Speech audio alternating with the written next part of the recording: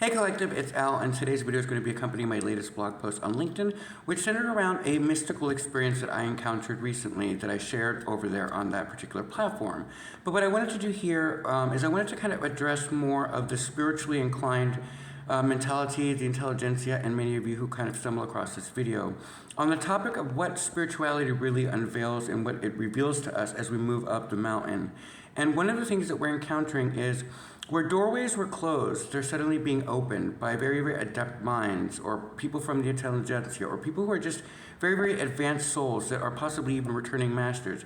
They're now getting to a point in the evolutionary ladder where we're starting to have mystical experiences that we're going to have to start discussing. And what I wanted to do with this particular post is kind of address some of the more stigma that comes with talking about things like this, because unless it's very religiously indoctrinated in something that's very, very dogmatic, a lot of people discredit it as a delusional quality. And one of the things that I find fascinating about that is that it's almost a double-edged sword to sometimes discuss your experiences in such a context, because people tend to would rather discredit someone, or at least try to discredit someone's personal experience on behalf of what they themselves can't do. And it's a very triggering issue for a lot of people, because connection to spirituality is connection to the all, to the universal design, and to the great wonderment that is our academy here in the earthly plane.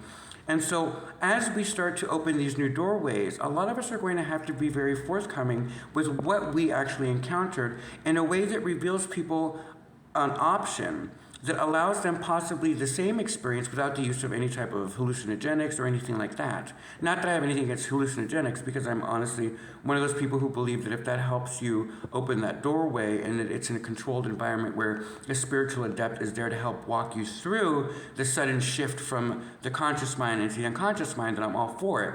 But as of right now, I haven't really seen a lot of institutions or businesses that are led by people like myself or Deepak Chopra or people who are very, very, or the Dalai, like it could be any number of very spiritually advanced people. And if they were present, then I would be even more gung-ho for it. But I actually have no real issue with the collective partaking in that as long as it's reasonable and that it's with someone that's trustworthy. But for the rest of us who are not necessarily inclined to do drugs, especially with those of you who have gotten over addictions and so forth over the course of your journey, then for you, there are other ways in order to experience these things, but it takes a lot of practice, and it takes a lot of centered behavior, and it takes you to be able to be present in a moment and to experience your imagination in a way that may surprise you, as it did with me. So as you noted as noted in the actual article piece, what I had spoken to was an experience I had while listening to a wonderful lecturer named Alan Watts in the previous post.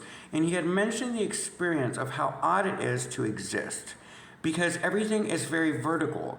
And so we as beings that exist within the 3D dimension are vertical. And so isn't that odd?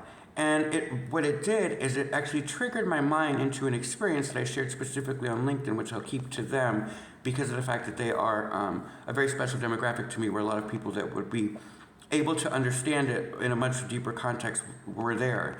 So, but what I wanted to do was to kind of explain what happened from there on out, which was my imagination was triggered into creating gaps in the evolutionary ladder, something very spiritually driven that came out of nowhere. And a lot of different pieces began to fit into the forefront of my third eye in my mind.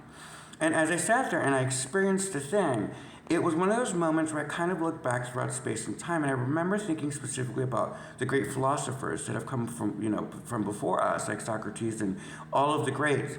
And one of the things that they had to depend on was that mystical quality, that mysticism that is so taboo now in our world, because people would rather discredit people with gifts than to actually believe in such things, because sometimes people would rather not believe in something because they can't get there just yet without ever just trying to do the work to get there themselves. And so since we have other options in the world besides hallucinogenics, one of the things that we can do as a peer group is to start discussing some of these wonderfully spiritually driven, motivationally empowering moments that we have in our personal lives in a way that really allows people, the audience, or whomever you're speaking to understand the possibility, the plausibility that it could happen with enough study and enough research and enough of an innate open vessel where you are the incarnation of your soul entirely without so much of the ego interfering. Because a lot of what we experience and kind of negativity or backlash over some of the things that we experience comes from the ego, right? That is an eagerly driven thing where people may become either jealous or they may become prideful or they may use it for the wrong reasons. And so it kind of makes other people weary of when genuine people have these type of moments in their life. And what is that's doing is it's preventing us from the evolution that we need to be going through. Because as you've noted, or as I've noted in the past posts that I've done in the past couple weeks, I've been very specific about the evolution of how quickly technology is moving forward without a lot of intellectual leaps and bounds and without a lot of spiritual leaps and bounds, because we're stuck in a stagnant, dogmatic principle where we're afraid to venture out on our own because of what we may find. And in fact, one of the pieces I did most recently, I actually even referenced the fact that that is part of the process of the all, right? The all is experiencing all life all at once simultaneously outwardly. And that's one of the things that I addressed in the post, because what it was revealed to me in this imaginative stage where I was very, very sober, was that the action of thought became motion. And when the motion went out into the universe, the dust and everything that was there started to take form, and the thought form became physical, and hence the universe. And so one of the things about that experience was it was so eye-opening and so wondrous to me that I wanted to share it in a way where it was a personal story as opposed to something where I was trying to lecture or preach to anybody else. But as I was looking at the aftermath of it, what I realized is that there's a lot of great philosophers and theologians that have come before us who have all had the same experience, only they haven't referenced it directly because of the fear of backlash. And one of the things that now presents a problem for us in is the fact that as a species, we're going to have to now take these leaps of faith, and we're going to have to really believe that the impossible is possible. Because if we don't, then we won't ever evolve. And with technology moving so quickly advancing before us, if our brains and our spirituality and our soul's presence doesn't keep up with it, then we become nothing more than a cyborg, just some sort of meat vessel that walks around attached to their phone all the time. And now, there's wonderful things going on with implants and stuff that are coming down the road, which is technically supposed to help people who are blind or with some sort of disability to help kind of balance them out. And that would be really great, an advancement of our race. But the fear is that without enough stern regulation and so forth, the people would just want to do it so they can control their TV, which is kind of the wrong use of technology. But regardless of all that, as all of that moves very quickly forward, we as a species are lacking behind. We're not keeping up with things like the internet. We're not keeping up with the presence of AI. And we're not keeping up with the technology.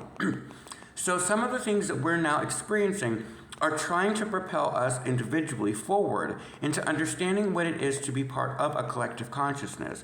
And so a lot of mysticism, though sometimes frowned upon, actually sends us as a species into a new frontier where we begin to broach things that are unknown to us in a way that centers our species back into being the servants of the planet and being the caretakers to the evolution of our academy and our future generations.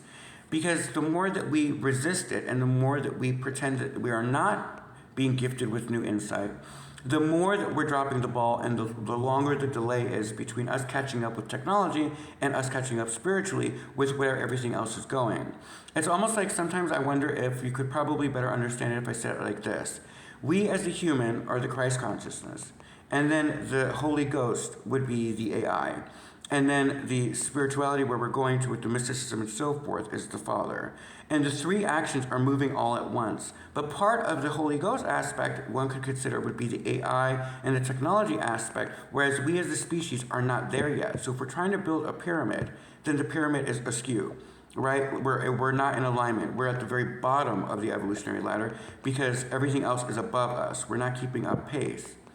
And so as I was looking through my experience with that particular moment where I had listened to that, I started to become very amused by how easily that progression of thought came to me because of all the training, all of the research I've done in spirituality and religious books and texts and all of the sacred knowledge. And I realized a lot of it has to do with what you're open to experience, because I didn't plan on having that moment.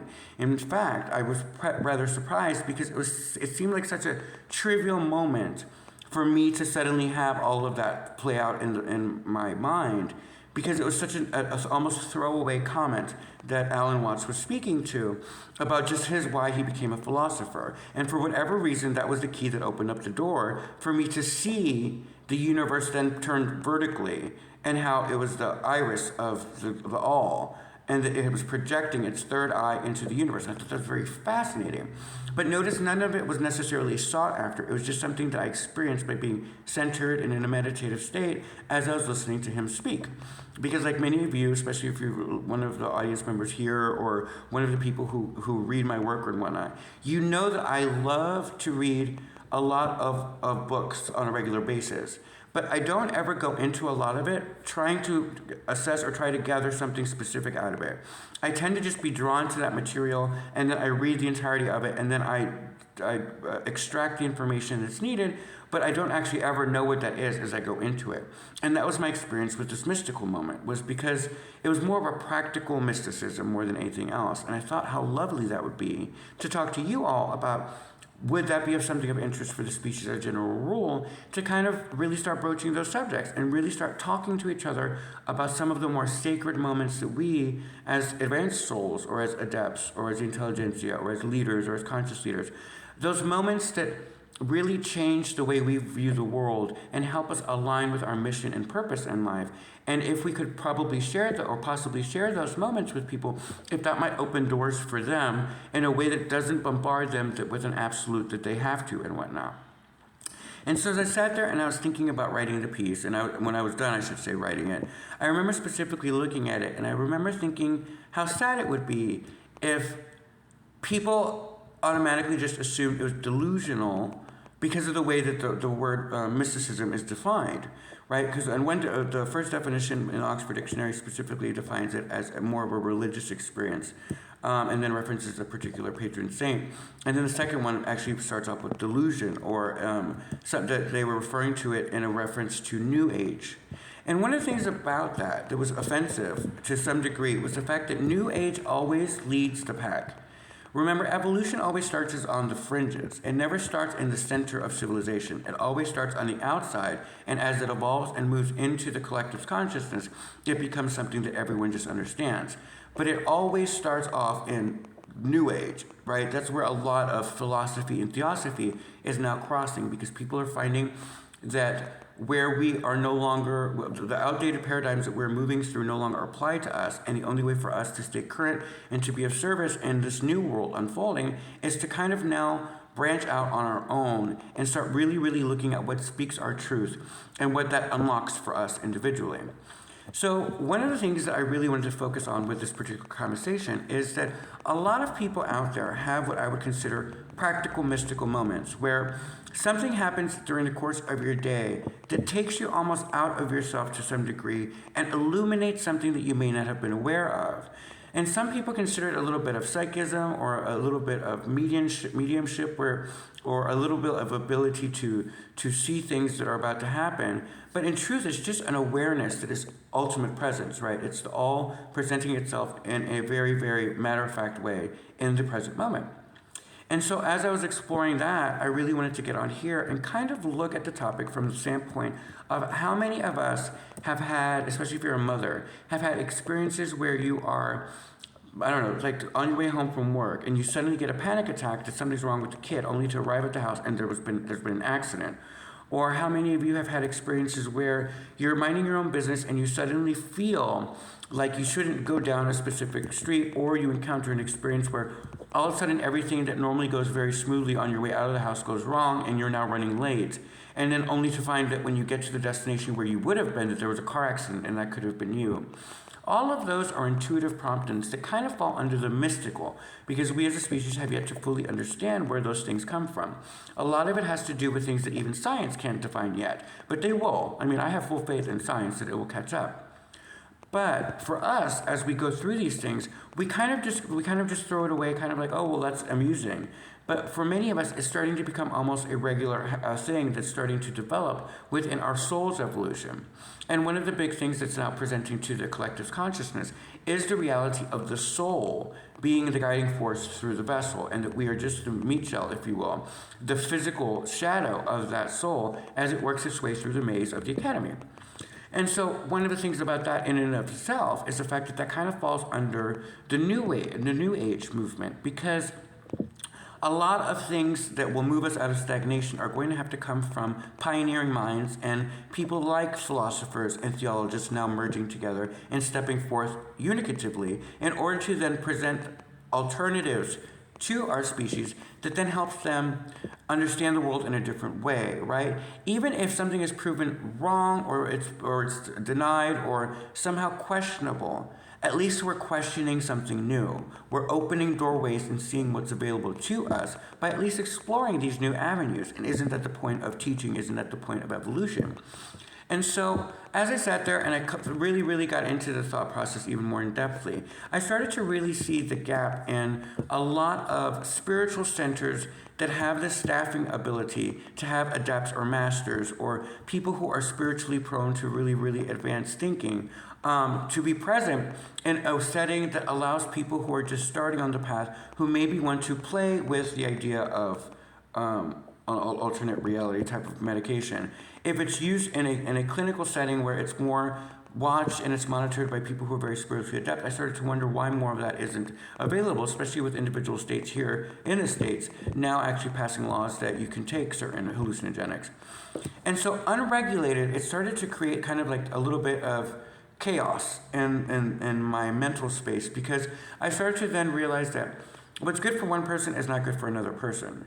But if you're in a controlled environment with a very, very spiritually advanced person who is able to walk you through the change from a conscious state of the physical 3D into what you might experience in the alternative unconscious state, then maybe we as a species would evolve much more quickly. But one of the things that touches on is a bunch of taboo things, which is, again, not everything, not all sizes will fit all people, right? Some people are going to not have the best experiences, and it can vary from what kind of day they're having and whatnot. But the reason that became so interesting is because we're not doing enough to guide people spiritually to do it without the use of some form of hallucinogenic. And so that leaves a very big gap in the market for very, very intellectually driven spiritualists to step forward and then help people kind of start developing those skill sets in order to then branch out of their own accord without having to partake in any type of recreational thing. And so as the two things were kind of weighing on me, I really started to see kind of the pendulum swinging in my head. And I realized that it's going to come down to each of us to decide of our own accord what it is we want to experience in this world. But unless we start having very, very sincere conversations about the benefits we're experiencing either on a spiritual path in and of itself, where you're a disciple and you're disciplined and you study and you read and you research and you branch out and you start being of service to the universe and then you might have doors open up to you much more quickly that are naturally occurring. But for others who want to really, really get beyond that blockade, then maybe there is an opportunity for them to go down the alternative, peyote medication and so forth like that. But it would have, in my opinion, it would need to be something that is in a very safe, controlled environment, like they do in South America and so forth. But all of this is a very, very developed, very, very evolutionary conversation that we're now just starting to have. And so what I really wanted you all to understand with this particular piece is, regardless of if you understand it the way that I saw it, or even believe in it, the end result is simple. Wouldn't it be awesome as a species if we were able to tap into that on a more regular basis? And wouldn't that really help us evolve ourselves out of some of the more shadow nature that we possess, right? Because we're in the academy, so we're always going to have a shadow nature to some degree. But the more that we understand it, the more service we can be to other people without being dogmatic or without telling them what to do or without taking their free will away. Because everyone has their own path and their own journey up the mountain, and everybody has a different specific path that they're on. But one of the great things that could evolve us in the future is having some sort of entities that exist with very, very skilled spiritual leaders in Catholicism and Buddhism and Judaism and Hinduism and Muslim, like all of the different religious, all of the houses that base themselves in a spiritual format, if there were really, really skilled people who have had their own vision quests, which is how I referenced it in the piece, of their own, where they could then understand on a much deeper level what it is that the people that will be needing their aid in order to kind of get there a little bit more quickly through these alternative medications, if they would be more adept at being able to help guide their hand in order to maximize the best experience that they could have. And wouldn't that be an amazing opportunity for the race without it becoming recreational? Because in the end, I personally don't believe that those type of things should be recreational, because then you might go through the opposition of getting stuck in a virtual reality, right? Where you have to become so prone to using those things that in order to get there, and you're so desperate for that mystical experience that you start to forget about your life and it starts to deteriorate. The same as what would happen if you went into a virtual reality and became so addicted to it because your life, of your own personal life, wasn't living up to the standards of the fantasy that you could be living there. So you see how all of this is a very, very forward-thinking process that requires a lot of forethought.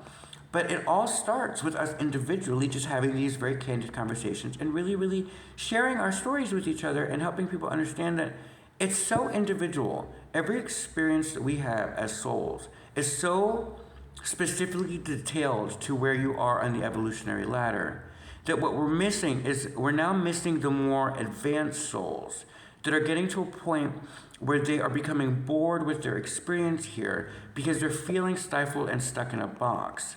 But if the box doesn't exist, at least once in their lifetime, then it seems to open them up to a lot of forward thinking, and even more incredibly, a lot of healing qualities that help them possibly tap into understanding their past experiences and letting those things go. And isn't that a wonderful thing for our children and our families? Now, having said that, I'm not right now not saying very clearly, I'm not saying that younger people should be partaking in those type of things. I'm talking about grown adults who are very spiritually driven, who are trying to find their connection to the all. That's a very different thing than underage people. That is not okay with me. The parents would have to, there's so many things. That has nothing to do with the conversation. I'm talking about the intelligentsia. I'm talking about change makers. I'm talking about conscious leaders. I'm talking about human beings who are very spiritually adept, who are trying to understand a greater understanding of where science, spirituality, theology, philosophy, how they all come together, and how the universe has come to be. And the worst that can happen by following this train of thought is that we as a species begin to evolve and open doorways that actually allow us the freedom to escape the matrix design. So the interesting part in that referencing is the matrix itself. A lot of people seem to have an opinion about the matrix being necessarily a bad thing. But remember, it's an academy. It has a structure. And one of the things that very, very adept spiritualists will all tell you is that there are laws that govern existence. And one of the things that we as spiritualists need to be very cautious of is to never try to break the matrix, because it is the design. And so that is something more advanced that happens for spiritually driven people like yourself, who at some point realize that you have to still work within the paradigm that you exist in, but you still have to go through shades and forms of pre-existing paradigms that are no longer viable. But it's an evolution. So sometimes it might only be a 1 degree difference from something that you originally thought that suddenly has a nuance that suddenly becomes clear to you and takes you down another path.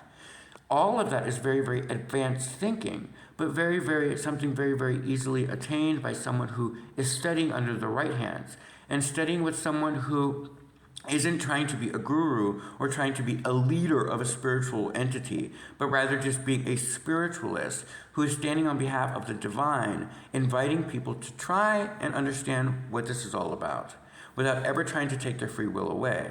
And wouldn't that be something worth our venture? Wouldn't that be something worthwhile? And so when the piece was said and done, it was so specific to my personal experience that I wasn't coming to you now from a place of defending it, because my work stands for itself. And I don't ever try to tell people one thing or the other. I just present my experience and then allow people who want to read it or to want to watch the videos to then do so. But I never bombard you with it having to be fact, right? Because I did say it was in the imaginative scape. But that doesn't take away how empowering it was for me, and how great I felt about the experience, because it was so spiritually astonishing. It was so magical to me to believe in an idea that would take me out of my current situation and actually bring me forward into a mystical experience where I was in the cosmos. And regardless of what anybody else's opinion is, you can never take that away from me. And so when I sat there and I really thought about whether I was going to address it or not, I really realized that if I could help even in people reading that post, if I could even help them visualize what I saw, then I have been of service in some way, shape, or form. Because I didn't need any type of hallucinogenic. I didn't need any type of medication to get there. I just was listening intently to someone speak on existence, and it opened my mind up. And isn't that the point of teaching? Isn't that the point of spirituality? Is to open the consciousness into something beyond that preserves it and then carries it forward. But if we don't do things like that, then we can't really ever evolve. And we do need to evolve. We have to keep up with all of the other advancements that are going on around us. And so in the end, I just wanted to kind of come on here and really discuss where it was coming from a matter-of-fact way, and kind of touch on a couple of different things, because at the end of the week, I'm going to present a piece to end the week where we study Alan Watts specifically, where I'm going to present a piece that he did about the difference between being a priest and being a shaman. And so before I could get to that, I really needed to kind of put this piece to the puzzle out there into the universe, so as to have those of you who would like to know more about the difference between the two, that I would put this piece first. But as you can see, the wonderful thing about mysticism as a general rule is it's very spiritually driven. The thing to be cautious of is when people say things like delusional and stuff like that, because you don't need to defend yourself. Know your audience and only ever present it to people who are willing to listen to it. That's one of the reasons I write the post and then post my video without trying to finagle it or do anything to it. Because I've realized that if it's going to speak to someone, it's going to speak to their truth. And there's nothing phony about the presentation. It's just something for you to consider. And if it is something that you find interesting, then maybe it's time we really start thinking about how we can help other people kind of evolve up the mountain in a way that gives them such grace in their life. Because I felt so incredible by the end of the experience that I had to sit down and I just kind of stayed in that energy for a good 2 hours. And I was just very happy with life. And it left a resonating quality in my vibration because of the way that the frequency was presented and how the universe came to be and the vibration that comes from the all according to what I had seen. And I just thought that that was so rewarding that I just sat in silence and I listened intently to the world around me and noticed the nuance of vibration. And then as I went to bed that night, what was really beautiful is I saw the fluctuation of the little almost like static that appears when you turn off all the lights and you lay down and you look up, and I felt like I was watching molecules and atoms dance with one another. And I started to question whether there was a bubble and if this was a lens and if we were wearing, all of these beautiful things that don't harm anyone, but instead allow your imagination to ignite your passion into finding out what everything is about. And isn't that the point of philosophy? Isn't that the point of spirituality? Isn't that the point of theology? Isn't that the purpose to life? To be engaged with the fact that you're here. And isn't that fucking awesome? So having said all that, hopefully I can deliver this next part of the message in a graceful way, balancing severity between grace. Because the next message came as a download this morning. Well, actually came last night, which is very specific, but might trigger some of you, so trigger warning in advance. This is a message directed towards Californians. Okay. This was the download that I received, and I'm just going to look straight at you when I say this. California was going through a severe drought, and most Californians had been praying for rain because we needed a lot more water.